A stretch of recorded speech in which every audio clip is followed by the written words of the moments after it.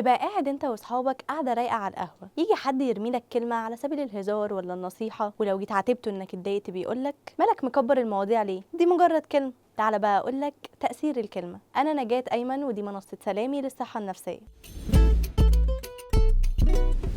الكلام اللي بنقوله لبعض ليه مفعول السحر على نفسيتنا وكمان طاقتنا، وده اللي عمله دكتور جون بارج في تجربته. اختار مجموعتين من الناس. اول مجموعه اداهم شويه كلمات ايجابيه زي حب، طموح، نجاح، عزيمه. المجموعه التانيه اداهم كلمات سلبيه زي كره، فشل، هزيمه. قال لهم يكونوا جمل كامله من الكلمات اللي معاهم، وبعد وقت طلب منهم انهم يجوا في المكان اللي هو قاعد فيه مشي، واللي كانت المسافه بينهم حوالي 500 متر. وبعدين بدا يقيس الوقت وكل مجموعه هتوصل في قد ايه، وكانت نتيجة التجربة غير متوقعة. المجموعة اللي كان معاها كلمات سلبية خدت وقت أطول كتير عن المجموعة اللي معاها كلمات إيجابية. هنا بقى نستنتج إن الكلمات اللي بنقولها لبعض قد إيه بتأثر على نفسيتنا، صحتنا، وحتى حركتنا.